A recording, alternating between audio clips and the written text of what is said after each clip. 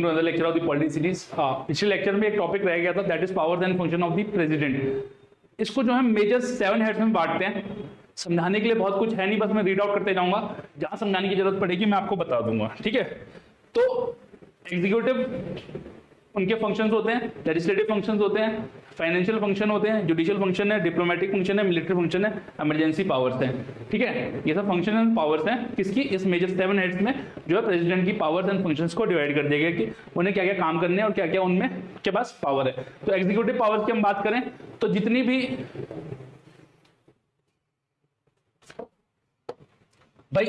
Executive power है ना union की, that vest with the president, ठीक है। जब वो इस पावर को एक्सरसाइज करेंगे तो वो in accordance with the constitution करेंगे, ठीक है। उसके अलावा वो डिफेंस, जितनी भी डिफेंस फोर्सेज हैं, जितनी भी आर्म फोर्सेज हैं, उसके हेड तो होते ही हैं, ठीक है। जितनी भी डिफेंस फोर्सेज हैं या आर्म फोर्सेज हैं उसके वो हेड होते हैं, ठीक है। सुप्रीम कमांडर उनको इसलिए बोला जाता है, ठीक है। प्रेसिडेंट जो होते हैं प्राइम मिनिस्टर को और जो काउंसिल ऑफ मिनिस्टर है, कैबिनेट मिनिस्टर्स हैं, उनको अपॉइंट करते हैं और वो जो ऑफिस होल्ड करते हैं during the pleasure of the president करते हैं, ठीक है। तो ऐसा कुछ नहीं कि जब मनाया तब हटा देते हैं, ऐसा भी कुछ नहीं होता, सिस्टम है। बट देन द कॉन्स्टिट्यूशन में लिखा गया है कि जो पीएम है या काउंसिल ऑफ मिनिस्टर है, that they hold office till the pleasure of at the pleasure of the president, ठीक है। और किस किस को अपॉइंट करते हैं वो, अटॉर्नी जनरल ऑफ इंडिया को, controller and auditor general of India को, चीफ इलेक्शन कमिश्नर को, और जो इलेक्शन कमिश्नर होते हैं उनके अलावा 2 उनको, चेयरमैन और मेंबर ऑफ यूपीएससी को, governor of the states, chairman and members of finance commission, इन सबको जो है प्रेसिडेंट अपॉइंट करते हैं, ठीक है। और क्या क्या एग्जीक्यूटिव पावर है उनकी कि इनफैक्ट जब आप सिविल सर्विसेज से जाते हैं, जब आप यूपीएससी से पढ़ाई करके जाते हैं, तो आपको जितना भी अपॉइंटमेंट लेटर हो प्रेसिडेंट ही अपॉइंट करते हैं, ठीक है। वो भी उनकी एग्जीक्यूटिव पावर है एक टाइप की, ठीक है। उसके अलावा क्या है, प्रेसिडेंट जो है कमीशन को अपॉइंट कर सकते हैं, जो कि देखिए किसकी, SC ST एंड OBC की जो कंडीशंस है उनके बारे में पूछताछ कर सके, ठीक है। उसके बाद क्या होता है कि प्रेसिडेंट जो होते हैं ambassadors and commissioners of the countries को रिसीव करते हैं, ठीक है। उन्हें हाई डिनर पे होस्ट करते हैं, हाई टी पे होस्ट करते हैं, ठीक है, डिनर पे होस्ट करते हैं, ठीक है। ये एक्चुअली ये जो पावर है ये डिप्लोमेटिक पावर भी है उनकी, ठीक है।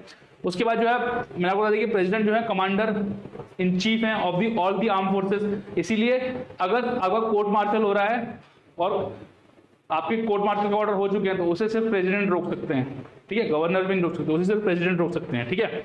Then president of India can grant a pardon और टू रिड्यूस, देखो pardon, this commute, respite, reprieve and remit, ये 5 चीजें होती हैं जो गवर्नर एंड प्रेसिडेंट कर सकते हैं। ये होती क्या है ये हम आगे चल के पढ़ेंगे, बट देन ये पावर होती है कि आपकी जो सजा है उसको माफ कर सकते हैं, ये जुडिशियल पावर भी होती है, ठीक है। अगर किसी को डेथ पेनल्टी मिली है तो उसको माफ करने की जो पावर है वो प्रेसिडेंट को है। देखो जब हम प्रेसिडेंट की बात करते हैं तो आप ये समझिए कि ये सब वो काउंसिल ऑफ मिनिस्टर्स की मर्जी से करेंगे, अपनी मर्जी से नहीं कर लेंगे।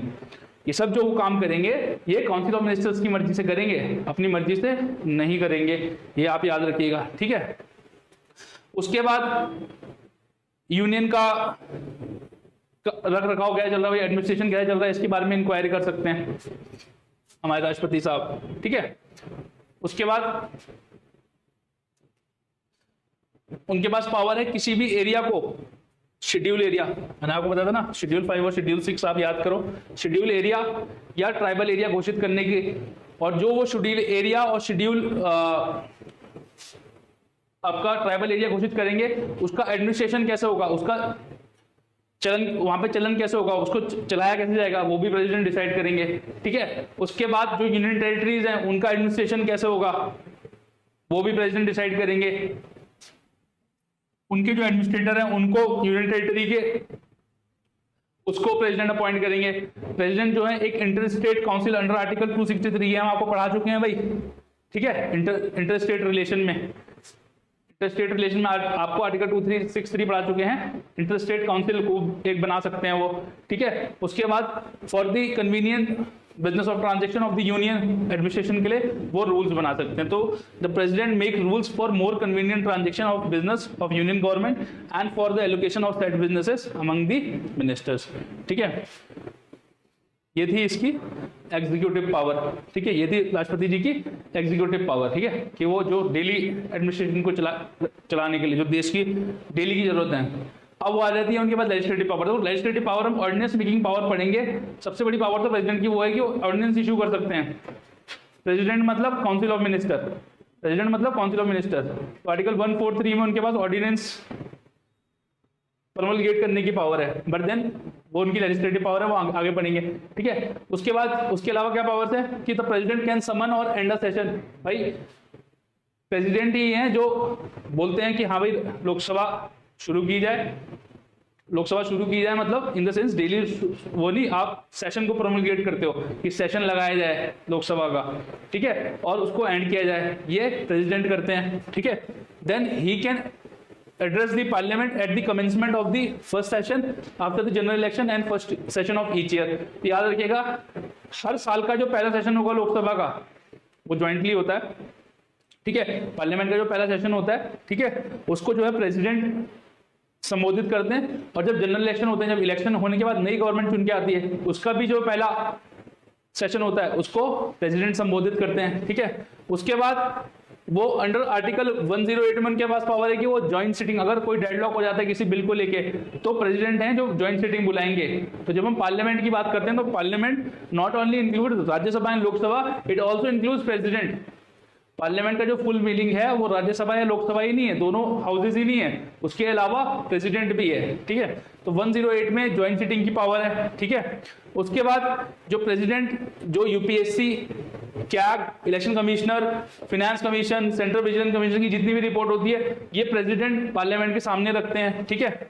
और president he disqualification of MPs, disqualification of member of parliament के क्वेश्चन पे डिसाइड करते हैं with the recommendation of election commission of course. But then एक इसका जो एक्सेप्शन है, अगर एंटी डिफेक्शन लॉ के अंडर उस एमपी को डिस्क्वालीफाई कर लिया जा रहा है तो उसका जो प्रेरोगेटिव है या उसकी जो पावर है वो प्रिसाइडिंग ऑफिसर को है। उस केस में प्रिसाइडिंग ऑफिसर डिसाइड करेंगे, एंटी डिफेक्शन के केस में प्रेसिडेंट नहीं करेंगे। और क्या क्या लेजिस्लेटिव पावर्स हैं भाई, ठीक है। उसके बाद क्या कर सकते हैं, वो रूल्स एंड रेगुलेशन बना सकते हैं for piece and progress of union territories under article 240 हमने आपको पढ़ाया। और वो 4 यूनियन टेरिटरी कौन कौन सी है, अंडमान निकोबार, लक्षद्वीप, दादर एंड नागर एंड दमन एंड दीव एक यूनियन टेरिटरी हो गई है, एंड पौंडीचेरी, ठीक है। उसके अलावा वो 12 मेंबर्स को नॉमिनेट करते हैं राज्यसभा में। देखो जो एंग्लो इंडियन को भी वही करते थे आज से पहले, 2 जो एंग्लो इंडियन लोकसभा में होते थे, बट देन ये जो प्रोविजन है ये 2020 में एक्सपायर हो गया, उसको गवर्नमेंट ने रिन्यू नहीं किया है, तो अब ये प्रोविजन हट गया है, एक्चुअली ये नलिफाइड हो गया। कॉन्स्टिट्यूशन में तो है बट इसकी कोई महत्वता ही नहीं है क्योंकि वाया एक्ट किया था, वो एक्ट एक्सपायर हो गया, ठीक है। देन प्रेसिडेंट की जब अगर आपको कंसोलिडेटेड फंड ऑफ इंडिया से पैसा निकालना है ना, तब आपको प्रायर रिकमेंडेशन चाहिए। अगर आप ऐसा बिल लेके आएंगे आपको प्रायर रिकमेंडेशन चाहिए, किसकी, या परमिशन चाहिए प्रेसिडेंट की। अगर आपको किसी स्टेट की बाउंड्री ऑल्टर करनी है या कोई नया स्टेट बनाना है और उसके लिए आप बिल लेके आएंगे, और ऐसा बिल कब लेके आएंगे आप, ऐसा बिल आप तभी लेके आएंगे जब आपके पास प्रेसिडेंट की एक्सेंट होगी या प्रेसिडेंट की परमिशन होगी, ठीक है। उसके अलावा when a bill is sent to the parliament after it has been passed by the parliament, sorry यहाँ प्रेसिडेंट है, parliament, president, it has been sent, the president can give, देखो जब कोई बिल पार्लियामेंट पास करता है वो लॉ तब तक नहीं बन सकता जब तक प्रेसिडेंट उसमें साइन ना करे। इसी को लेके 3 वीटोज भी होते हैं इंडियन, वैसे तो टोटल 4 वीटोज होते हैं लेकिन इंडियन जो प्रेसिडेंट है उनके पास 3 वीटो अवेलेबल है, ठीक है, 3 वीटो अवेलेबल हैं। अब वो कह रहा हम थोड़ी देर में बात करेंगे उस वीटोज की। तो प्रेसिडेंट के पास पावर है या तो वो उस बिल पे कुछ करे ही ना, या उसे रिजेक्ट कर दें, या उसे एक्सेप्ट कर दें, या उसे रिकंसिडरेशन के लिए भेज दें। लेकिन आप कॉन्स्टिट्यूशनल अमेंडमेंट बिल और मनी बिल को वापस नहीं भेज सकते रिकंसिडरेशन के लिए, ये आप याद रखिएगा। मैं आपको पहले बता रहा था, मैंने प्रीवियस लेक्चर में बताया था, प्रीवियस लेक्चर में मैंने मनी बिल के बारे में कंफर्म था, कॉन्स्टिट्यूशनल अमेंडमेंट बिल के बारे में आई वाज नॉट कंफर्म।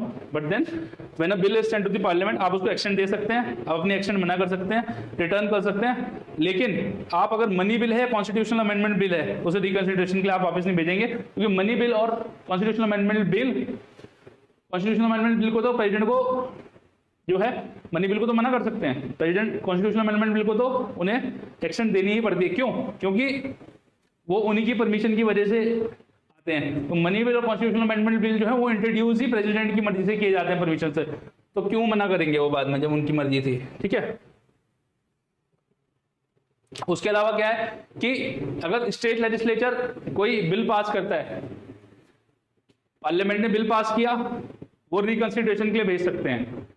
अगर पार्लियामेंट ने फिर वो बिल पास कर दिया तब प्रेसिडेंट को वो पास करना पड़ेगा। तब प्रेसिडेंट के पास पावर नहीं है कि उसे वो राइट कर सके जब दूसरी बार वो बिल होके आएगा। लेकिन स्टेट लेजिस्लेचर के केस में ऐसा नहीं है। स्टेट लेजिस्लेचर केस में मान लिया गवर्नर ने कोई बिल रिजर्व कर दिया कि प्रेसिडेंट की एक्शन चाहिए, इसे मैं इसे रिजर्व करता हूँ, राष्ट्रपति जी के पास आया, राष्ट्रपति जी ने रिकंसिडरेशन के लिए भेज दिया स्टेट हाउस में, गवर्नर को बोला कि इसे दोबारा कंसीडर कराओ हमारे स्टेट लेजिस्लेचर में। स्टेट लेजिस्लेचर ने वैसे ही दोबारा पास करके भेज दिया, तब भी वो बाइंडिंग नहीं है। प्रेसिडेंट साहब उसको दोबारा वापस भेज सकते हैं नंबर ऑफ टाइम। तो over writing power state legislature के पास नहीं है। तो यही बात है कि when a bill is passed by state legislature is reserved by the governor for the consideration of the president can give his assent to the bill, withhold कर सकते हैं, और अगर वापस करेंगे तो वापस कर सकते हैं। अगर वो दोबारा वापस होके आ जाएगा तो भी उनपे वो बाइंडिंग नहीं है, और ऑर्डिनेंस प्रोमलगेट कर सकते हैं आर्टिकल 123 में, आर्टिकल 143 में नहीं, 143 सॉरी सुप्रीम कोर्ट का आर्टिकल है, आर्टिकल 143। तो सुप्रीम कोर्ट में शुरुआत में 143 बोल गया, 143 is the article related to supreme court, advisory jurisdiction है शायद उसमें, ठीक है, उसमें एडवाइस करता है supreme court. But then article 123, ठीक है, आर्टिकल 123 सॉरी आर्टिकल 123 में ऑर्डिनेंस मेकिंग पावर है। इसको हम थोड़ा सा आगे हम इलेबोरेट में थोड़ा सा और पढ़ेंगे, ठीक है। और कोई भी ऑर्डिनेंस जो है उसकी मैक्सिमम अवधि 6 महीने उसको रीप्रमोगेट किया जा सकता है, बट देन मैक्सिमम उसको 6 महीने 6 वीक के लिए किया जा सकता है, ठीक है। तो उसकी कुछ फाइनेंशियल पावर है। फाइनेंशियल पावर क्या क्या है कि भाई जो भी मनी बिल होगा वो आप तभी इंट्रोड्यूस करोगे पार्लियामेंट में जब आपके पास प्रेसिडेंट की रिकमेंडेशन होगी, ठीक है। उसके अलावा जो एनुअल फाइनेंशियल स्टेटमेंट, देखो बजट जो है उसको एनुअल फाइनेंशियल स्टेटमेंट बोला जाता है आर्टिकल 112 में, ठीक है। बजट वर्ड कहीं मेंशन नहीं है, आर्टिकल बजट को ही एनुअल फाइनेंशियल स्टेटमेंट बोलते हैं अंडर आर्टिकल 112। तो ये जो है ले डाउन कब करेंगे, जब प्रेसिडेंट की परमिशन होगी, ठीक है। उसके अलावा अगर प्रेसिडेंट को लगता है कि कोई इमरजेंसी पड़ गई है तो कंटिजेंसी फंड ऑफ इंडिया से वो पैसे निकलवा सकते हैं, ठीक है। उसके अलावा आर्टिकल 280 में फाइनेंस कमीशन बनाते हैं जो कि सेंट्रल और स्टेट के बीच में डिस्ट्रीब्यूशन ऑफ टैक्सेस, और जो भी प्रेसिडेंट कहते हैं कि ये आप जो है ये आपके प्रेरोगेटिव में, इस पे डिसाइड करिएगा, इस पे मेरे को रिपोर्ट दीजिए, ठीक है, उसको डिसाइड करते हैं, ठीक है। और क्या फाइनेंशियल पावर है, हर 5 साल में बनता है फाइनेंस कमीशन, ठीक है। एंड कोई भी डिमांड फॉर ग्रांट जो है उनकी आज्ञा के बिना आप नहीं पेश कर सकते, ठीक है। डिमांड फॉर ग्रांट आती है ना कि भैया ग्रांट दे दो, उसके लिए भी आपको प्रेसिडेंट की एक्सेंट की जरूरत है। ये थी बात कौन सी, ये थी उनकी फाइनेंशियल पावर। अब आ जाते हैं जुडिशियल पावर पे, ठीक है। आर्टिकल 143 यहाँ पे आता है, ठीक है। तो आर्टिकल 143 में वो सुप्रीम कोर्ट से किसी भी मैटर ऑफ लॉ पे, क्वेश्चन ऑफ लॉ पे या फैक्ट पे ओपिनियन मांग सकते हैं सुप्रीम कोर्ट का कि आपको क्या राय है। और ये जो राय सुप्रीम कोर्ट देगा ये बाइंडिंग नहीं है, ये जो राय सुप्रीम कोर्ट देगा प्रेसिडेंट को ये बाइंडिंग नहीं है उन पे, ठीक है, ये बाइंडिंग नहीं है उन पे, ठीक है। और क्या है जी, उसके अलावा वो चीफ जस्टिस को अपॉइंट करते हैं, जजेस ऑफ द सुप्रीम कोर्ट को अपॉइंट करते हैं, हाई कोर्ट के जजेस को, और वो अपॉइंट करते हैं, ठीक है, अपॉइंट करते हैं। देखो अपॉइंट करने में और ओथ दिलाने में फर्क होता है। तो जजेस ऑफ दिस हाई कोर्ट को अपॉइंट प्रेसिडेंट करते हैं, लेकिन उनको शपथ वहां के चीफ जस्टिस दिलाते हैं, ठीक है। तो ये याद रखिएगा, फर्क याद रखिएगा कि अपॉइंट करने में और ओथ दिलाने में फर्क होता है, ठीक है। जरूरी नहीं जो बंदा अपॉइंट करे वही उसको ओथ दिलाए, ठीक है। ये बात हो गई। फिर अगली बात, उसकी पावर कहां जाती है, अंडर आर्टिकल 72 मैंने आपको बताया कि वो किसी भी पनिशमेंट और ऑफेंस के लिए pardon, reprieve, respite, remit, suspend कर सकते हैं, ठीक है। और कब कर सकते हैं, ठीक है, कब कर सकते हैं, अगर वो पनिशमेंट और सेंटेंस जो है अगेंस्ट या तो वो डेथ पेनल्टी हो, ठीक है, वो जो सजा है, जो सजाए याफ्ता है वो डेथ पेनल्टी है, मौत की सजा है, ठीक है, तो वो माफ कर सकते हैं। या फिर वो किसी यूनियन लॉ के अगेंस्ट है, या फिर वो सजा जो है वाया कोर्ट मार्शल है, ठीक है, मिलिट्री सेंटेंस है वो, उसकी जो सारी पावर्स हैं वो प्रेसिडेंट को हैं, ठीक है। और इसी में हम आगे देखेंगे कि थोड़ी सी जो है डिफरेंशिएशन भी है गवर्नर और उसमें, वो हम आगे देखेंगे, ठीक है। पहले पावर्स कंप्लीट कर लेते हैं जल्दी से, ठीक है। ये है उनकी जुडिशियल पावर्स, ठीक है। फिर डिप्लोमेटिक पावर है। डिप्लोमेटिक पावर ये है कि जितनी भी इंटरनेशनल ट्रीटी एंड एग्रीमेंट होते हैं वो जाते तो पीएम साहब है, लेकिन साइन वो नहीं करते, साइन प्रेसिडेंट साहब ही करेंगे, ठीक है। क्योंकि हमने क्या पढ़ा, जितनी भी एग्जीक्यूटिव पावर है वो किसके पास लाई करती है, वो लाई करती है प्रेसिडेंट साहब के पास, ठीक है। तो international treaties and agreements are signed on behalf of the president subject to the approval of the parliament. Parliament उसको पास करता है और उसको जो साइन है इंडिया के बिहाफ से कौन करेंगे, प्रेसिडेंट साहब करेंगे। और प्रेसिडेंट जो है इंडिया को इंटरनेशनल फोरम, डिप्लोमेट्स को रिसीव करना, मेजर को, हाई कमिश्नर्स को, जितने भी वहाँ के बाहर के राष्ट्रपति, उपराष्ट्रपति, प्रधानमंत्री हैं उनको रिसीव करना, ये सब इनकी डिप्लोमेटिक पावर्स हैं। फिर मिलिट्री पावर्स है भाई, मिलिट्री पावर्स तो की सबसे बड़ी तो क्या है, ये सब भैया सुप्रीम कमांडर है, ठीक है। आपने देखा होगा अभी माननीय राष्ट्रपति जो द्रौपदी मुर्मू जी ने सुखोई उड़ाया, ठीक है, तो वो क्या है, सुप्रीम कमांडर है। उसके अलावा प्रेसिडेंट के पास पावर है कि वो वॉर डिक्लेयर कर सकते हैं, पीस कंक्लूड कर सकते हैं, subject to parliament's approval. Checks and balances सारे हैं हमारे कॉन्स्टिट्यूशन में, ठीक है। और प्रेसिडेंट जो है आर्मी, नेवी, एयरफोर्स के जो चीफ हैं उनको प्रेसिडेंट अपॉइंट करते हैं। ये क्या है इनकी मिलिट्री पावर्स, ठीक है, ये क्या है इनकी military powers. Then emergency provisions में देखो, ये मैं पढ़ा चुका हूँ आर्टिकल 352 में नेशनल इमरजेंसी, 356 में प्रेसिडेंट रूल, ठीक है, और 360 में फाइनेंशियल इमरजेंसी, ठीक है। ये लगाएंगे कौन, लगाते प्रेसिडेंट साहब हैं। बस ये है कि जब लगा देंगे तो नेशनल इमरजेंसी को आपको 1 महीने में पास कराना है पार्लियामेंट से, प्रेसिडेंट रूल को 2 महीने में पास कराना है, और फाइनेंशियल इमरजेंसी को भी 2 महीने में पास कराना है, ठीक है। तो लगाते कौन है इन सब इमरजेंसीज को, राष्ट्रपति जी, ठीक है। सबको लगाते कौन है, राष्ट्रपति जी, ठीक है। अब ये तो थी 7 हेड्स में उनकी पावर, ये थी उनकी 7 हेड्स में पावर। अब जो है वीटो पावर देख लीजिए। देखो जब कोई भी बिल प्रेसिडेंट साहब को दिया जाता है तो वो उसको पास कर सकते हैं या मना कर सकते हैं कि भाई मैं साइन नहीं करूंगा या मैंने साइन कर दी, उसे बोल देंगे एब्सोल्यूट वीटो। या तो आप उसकी जो एसेंट है उसको विदहोल्ड कर देंगे, ठीक है, विदहोल्ड कर देते हैं आप, ठीक है। देखो पास कर दिया तो पास हो गया, प्रेसिडेंट साहब ने पास कर दिया तो पास कर दिया, लेकिन वीटो क्या है, एब्सोल्यूट वीटो क्या है कि मना कर दिया, तो he has withhold his accent,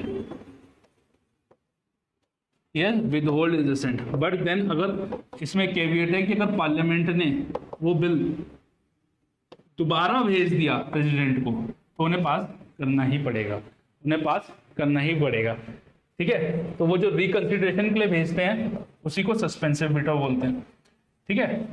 सबसे पहले क्या हुआ कि एक बिल पास किया गया पार्लियामेंट द्वारा, उसको प्रेसिडेंट के सामने पेश किया गया, प्रेसिडेंट ने पास कर दिया, बात खत्म। फिर दूसरा केस क्या है कि प्रेसिडेंट ने मना कर दिया कि मैं साइन नहीं करूंगा, एब्सोल्यूट वीटो।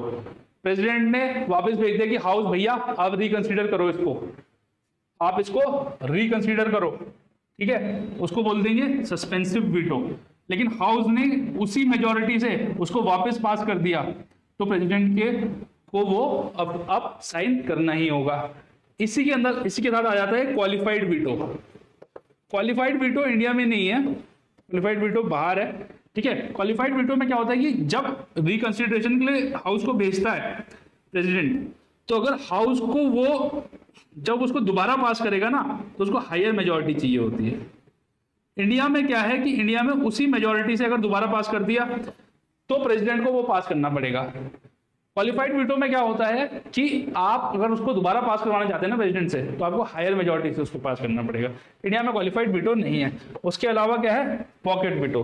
उसके अलावा क्या है, पॉकेट वीटो, ठीक है। उसके अलावा क्या है, पॉकेट वीटो। देखो पॉकेट वीटो क्या होता है कि मैंने जेब में डाल लिया बिल और मैं भूल गया कि मैं बिल आया था क्या, कौन सा बिल, कैसा बिल, ठीक है, तो वो हो गया पॉकेट वीटो कि आप कुछ कर ही नहीं रहे हैं, ना आपने मना किया ना आपने उस पर पास किया, आपने रख लिया, तो उसको बोलते हैं पॉकेट वीटो। और इंडिया में एक बड़ी इंटरेस्टिंग चीज है, इंडिया में कोई टाइम लिमिट ही नहीं है। यूएस में तो 10 दिन में वापस भेजना होता है वो बिल, ठीक है। इसलिए बोला जाता है कि pocket of Indian president is deeper than the pocket of US president, ठीक है। मजाक में कहा जाता है ये चीजें, और देन चीज कहा जाती है, ठीक है, क्योंकि यूएस के प्रेसिडेंट को 10 दिन में वापस भेजना है।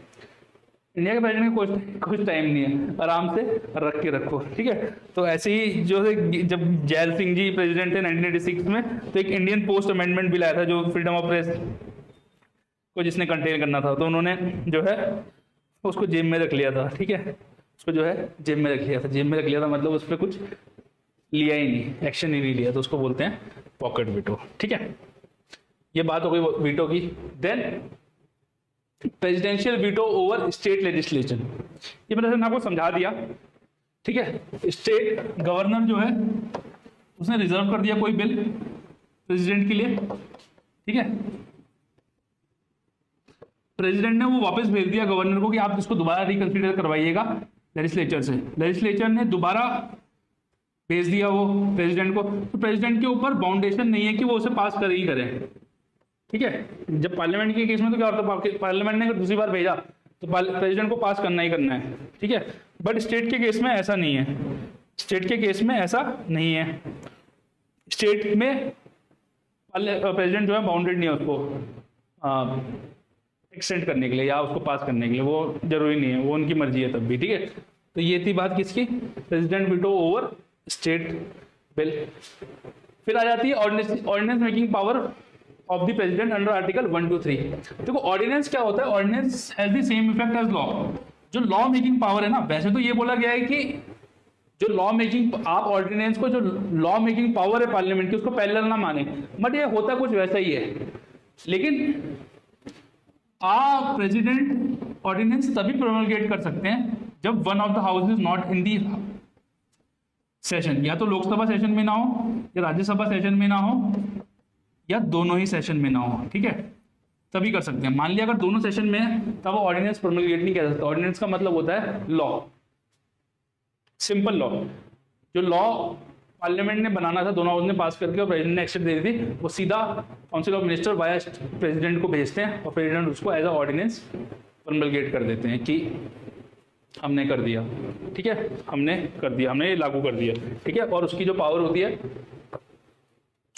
वो वैसे ही होती है जैसे पार्लियामेंट की पावर होती है, ठीक है। और 1861 में पहली बार जो है इसको बनाया गया था, ठीक है।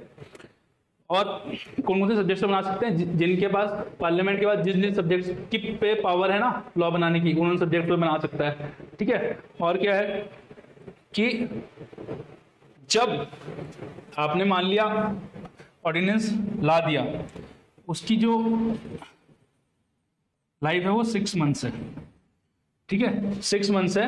और जैसे ही आप राज्यसभा से उसको पास करा लेंगे, ठीक है, और जैसे ही दोनों हाउस सेशन में आएंगे, जो भी हाउस जैसे भी सेशन में आएगा उसके 6 week के अंदर अंदर आपको उसको पास कराना है हाउस से।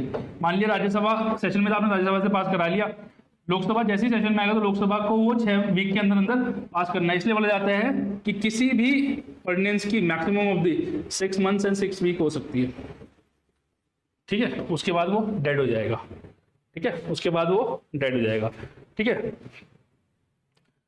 उसके बाद एक कंट्रोवर्सी चली, एक कंट्रोवर्सी ये चली कि जो 1 to 3 में प्रेसिडेंट का जो सेटिस्फेक्शन है, भाई ये बोला गया कि प्रेसिडेंट ऑर्डिनेंस कब प्रोमलगेट कर सकते हैं, जब वो सेटिस्फाइड होगी एक इमीडिएट सिचुएशन आ गई है। तो 38 कॉन्स्टिट्यूशनल अमेंडमेंट एक्ट ने बोल दिया कि ये जो सेटिस्फेक्शन है, मैंने आपको पहले भी पढ़ाया है, ये जुडिशियल रिव्यू से बाहर है। कोर्ट नहीं, आप कोर्ट नहीं जा सकते कि मेलाफाइड इंटेंशन है प्रेसिडेंट का, प्रेसिडेंट ने जबरदस्ती कर दिया, ऐसा कुछ नहीं है, ठीक है। उसके बाद जब जनता गवर्नमेंट आई थी, 44th कॉन्स्टिट्यूशनल अमेंडमेंट एक्ट ने बोला था कि ये जुडिशियल रिव्यू के अंडर है, जो ये satisfaction of government, satisfaction of जो प्रेसिडेंट है, it is under judicial review, judicial review के अंडर है। आप जा सकते हैं कोर्ट कि भैया ये मेलाफाइड इंटेंशन है, ये सही तरीके से ऐसे नहीं लगाया जा रहा है, ठीक है। आप कह सकते हैं कि इमीडिएट एक्शन वो नहीं था, मतलब आप उसको चैलेंज कर सकते हैं, ठीक है। फिर कुछ जुडिशियल सेफगार्ड्स भी थे, आरसी कूपर केस है, एक डीसी वाधवा केस है, एक कृष्ण कुमार सिंह केस है, ये सब केसेस हैं, ठीक है, जो इससे रिलेटेड थे, ठीक है। ये थी बात किसकी, ordinance making power of president की। और जो लास्ट टॉपिक रहेगा वो रहेगा pardoning power of the president, वो किसमें है, आर्टिकल 72 में। देखो प्रेसिडेंट के पास पावर है कि वो किसी भी पर्सन को, president to grant pardon to persons who has been tried and convicted of any offence in all cases where the punishment और sentence for an offence against the union law, किसी union law के against वो offence किया गया हो, या वो जो सेंटेंस है वो वाया कोर्ट मार्शल है या मिलिट्री कोर्ट ने वो सेंटेंस बनाएंगे, या वो सेंटेंस ऑफ डेथ है। देखो सेंटेंस ऑफ डेथ को पार्डन या रिमिट या सस्पेंड करने की पावर जो है वो सिर्फ प्रेसिडेंट को है, वो सिर्फ प्रेसिडेंट को है। अब ये देख लेते हैं कि जो डेथ, ठीक है, ये सब पावर जो रिप्लाई, डिस्पाइट, पार्डन, कम्यूट करने की जो पावर है ये गवर्नर को भी है, ठीक है। बट गवर्नर को जो है, अगर मिलिट्री गवर्नर को जो है, गवर्नर 3 चीजों में चेंज हो जाएंगे यहाँ पे। कैसे होंगे कि वो सिर्फ उन्हीं ऑफेंस के लिए माफ कर सकते हैं, या PCRRR बोलते हैं इसको, पार्डन, कम्यूट, रिमिट और रिप्राइव एंड डिस्पाइट, ठीक है, जहां पे कि ऑफेंस स्टेट के अगेंस्ट हो, स्टेट लॉ के अगेंस्ट हो, ठीक है। और अगर कोई पनिशमेंट कोर्ट मार्शल से है या मिलिट्री कोर्ट से है तो गवर्नर उसमें कुछ नहीं कर सकते, ठीक है। कोर्ट मार्शल से है या मिलिट्री कोर्ट से है तो गवर्नर उसमें कुछ नहीं कर सकते। और अगर वो सजा याफ्ता जो है वो अगर डेथ पेनल्टी है, मृत्यु दंड है, तो भी गवर्नर कुछ नहीं कर सकते। तो इस रिस्पेक्ट में प्रेसिडेंट और गवर्नर अलग अलग है, ठीक है। अब देख लेते हैं ये होता क्या क्या है। देखो पार्डन क्या होता है, पार्डन क्या होता है, पार्डन का मतलब होता है कंप्लीटली एब्सॉल्व कर दिया आपने, ठीक है। पार्डन का मतलब होता है कंप्लीटली एब्सॉल्व कर दिया आपने उस आदमी को, पूरा माफ कर दिया, जाओ भाई घर जाओ, ठीक है, जितनी भी सेंटेंस थी। कम्यूट का मतलब होता है कि आप जो है one form of the punishment को लाइटर फॉर्म से कर रहे हैं। मान लिया मृत्यु दंड को आपने लाइफ इम्प्रिजनमेंट में कर दिया, रिगरस इम्प्रिजनमेंट को नॉर्मल लाइफ इम्प्रिजनमेंट में कर दिया, तो ये क्या है, कम्यूटेशन है कि आप एक फॉर्म, सजा की फॉर्म चेंज हो रही है। यहाँ आपको सजा क्या मिली थी, मृत्युदंड, बट अब आप सजा क्या भुगतेंगे, लाइफ इम्प्रिजनमेंट, तो उसको क्या बोलते हैं, कम्यूटेशन, ठीक है। फिर होता है रिमिशन। रिमिशन क्या होता है कि आप सजा की अवधि कम कर देते हैं लेकिन कैरेक्टर या फॉर्म वही रहता है। तो आप बोलेंगे आपको सजा हुई थी 10 साल रिगरस इम्प्रिजनमेंट की, तो रिमिशन में क्या होगा, अगर आपको रिमिशन मिलेगी या रिमिशन देंगे प्रेसिडेंट या गवर्नर, तो ये हो सकता है कि आप ऐसा करो 5 साल रिगरस इम्प्रिजनमेंट कर दो। लेकिन कैरेक्टर ऑफ या कैरेक्टर चेंज नहीं होता, क्वांटम ऑफ सेंटेंस या मतलब जो पीरियड है, अवधि है, वो कम हो जाती है।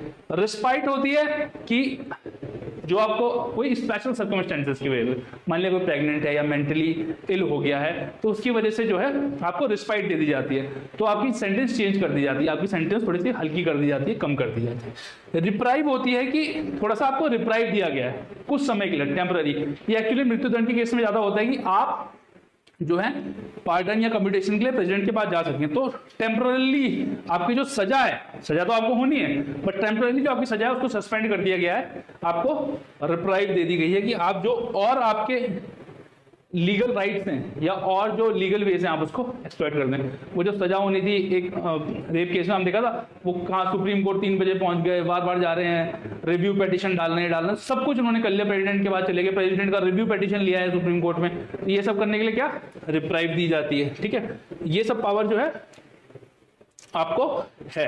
तो ये थी बात प्रेसिडेंट की, ठीक है, ये थी बात प्रेसिडेंट की। तो प्रेसिडेंट में हमने उसका इस लेक्चर में हमने देखा था कि कैसे वो आते हैं, इम्पीच कैसे होते हैं। इस लेक्चर में जो जो पावर्स हैं वो देख ली हमने। ऑर्डिनेंस मेकिंग पावर देखा कि ऑर्डिनेंस कब कब होता है। स्टेट लेजिस्लेचर के केस में ऑर्डिनेंस मेकिंग, स्टेट लेजिस्लेचर के केस में जब लॉ बनाते हैं, जरूरी नहीं कि प्रेसिडेंट उसको वापस भेजे तो स्टेट उसको फिर प्रेसिडेंट के पास वापस भेजे, तो वो बाउंड जो होता है वो उसके ऊपर बाइंडिंग हो ही हो, है ना, उसके ऊपर बाइंडिंग हो ही हो। उसके अलावा हमने जो है कम्यूटेशन क्या होता है, रिप्राइव क्या होता है ये देखा, और कम्यूटेशन और उसमें ही गवर्नर और प्रेसिडेंट में क्या फ़र्क है वो भी देखा कि भाई जो आपका कोर्ट मार्शल है उसमें गवर्नर कुछ नहीं कर सकते, अगर डेथ पेनल्टी है उसमें कुछ नहीं कर सकते, अगर वो सिर्फ कब कर सकते हैं जब स्टेट के लॉ के अगेंस्ट कोई ऑफेंस कमिट किया गया हो। तो ये थी बात किसकी, प्रेसिडेंट की। और यूनियन एग्जीक्यूटिव में हम अगले लेक्चर में पढ़ेंगे वाइस प्रेसिडेंट को। तो I hope you like it and I hope you all are doing great and thank you all for watching and